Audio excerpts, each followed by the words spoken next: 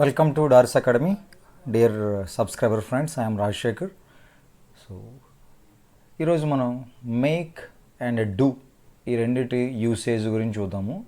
ఇది ఖచ్చితంగా బట్టి పట్టాల్సిన విషయమే, ఎందుకంటే ఇక్కడ చూడండి, these two verbs create problems for most students as much of the usage is idiomatic. ఇక్కడ డైరెక్ట్గా చెప్పేసాడు ఫస్టే, దిస్ ఇస్ ఇడియోమాటిక్. ఇడియోమాటిక్ అనేటప్పుడు ఇక్కడ కనిపించే మీనింగ్ ఒరిజినల్గా లిటరల్గా అది ఏ మీనింగ్ ఇవ్వాలో అది ఇవ్వడం మానేసి వేరే మీనింగ్ ఇస్తుంది. కాబట్టి చూడండి, ఇక్కడ requires you to memorise it, దాన్ని గుర్తుపెట్టుకోవాల్సిన అవసరం ఉంది, rather than to understand and reason out the use. దాన్ని అర్థం చేసుకొని ఎందుకు ఇది ఎలా వచ్చిందని అర్థం చేసుకొని బుర్రపాటు చేసుకోవడం అనేది కుదరదు, ఎందుకంటే ఇది ఇడియోమాటిక్ యూసేజ్. ఫర్ ఎగ్జాంపుల్, దీన్ని అర్థం చేసుకోవడానికి హోల్డ్ యువర్ టంగ్ అన్నాం. దాన్ని నిజంగా లిటరల్గా అర్థం చేసుకుంటే నాలుకను బయటకు తీసి చేతితో పట్టుకోవాలి, కానీ అక్కడ అది కాదు, నోరు మూసుకొని ఉండు అని చెప్పడం కదా, నాలుగు అదుపులో పెట్టుకొని చెప్పడం కదా. సో ఆ రకంగానే అది ఇక్కడ కనిపించే పదాలు ఏమన్నాయో అవి కాకుండా వేరే మీనింగ్ ఇస్తాయి. కాబట్టి so requires to memorise them, how they are used, అవి ఎలాగ యూజ్ చేయబడుతున్నాయో గుర్తుపెట్టుకోవాల్సిందే. అయితే మేక్ గురించి మనం చూస్తే, మేక్ ఫంక్షన్ యాజ్ మెయిన్ వర్బ్గా ఫంక్షన్ చేస్తుంది. And so more literal sense దానికి అర్థం ఏంటంటే యూజ్ టు రిఫర్ జనరల్లీ దాన్ని బిల్డింగ్స్ కన్స్ట్రక్షన్ కానీ, కన్స్ట్రక్టింగ్ వర్క్స్ కానీ, బిల్డింగ్ అని, ఏదైనా ప్రొడ్యూసింగ్ అని, క్రియేటింగ్ అని. సో ఏదన్నా సంథింగ్ ఏదన్నా బిల్డింగ్ చేయడానికి, నిర్మించడానికి, కన్స్ట్రక్ట్ చేయడానికి, ప్రొడ్యూస్ చేయడానికి, క్రియేటింగ్ సంథింగ్, వాటికి వాడుతూ ఉంటాం మనం సాధారణంగా మేక్ని.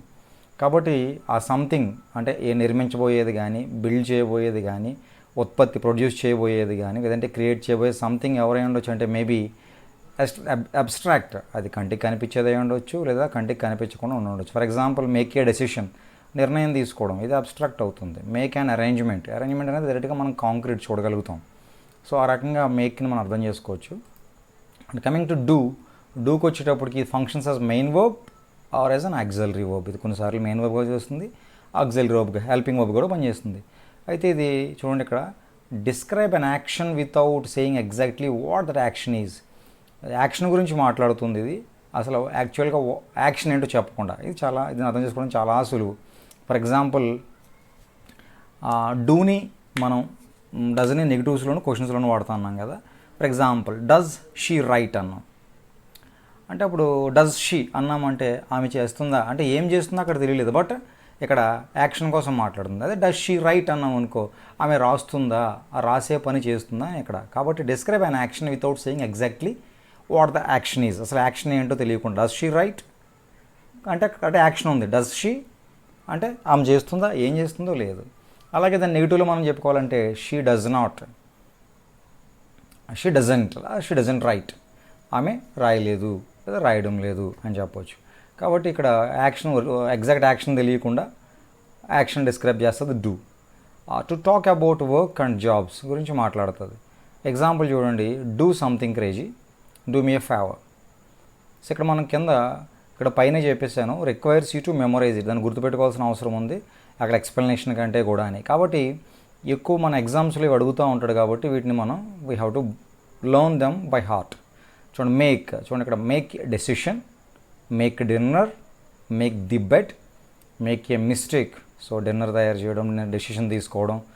మేక్ ద బెడ్ అంటే బెడ్ రెడీ చేయడం, పడుకోవడానికి సర్దుకోవడం. మేక్ ఏ మిస్టేక్, పొరపాటు చేయడం.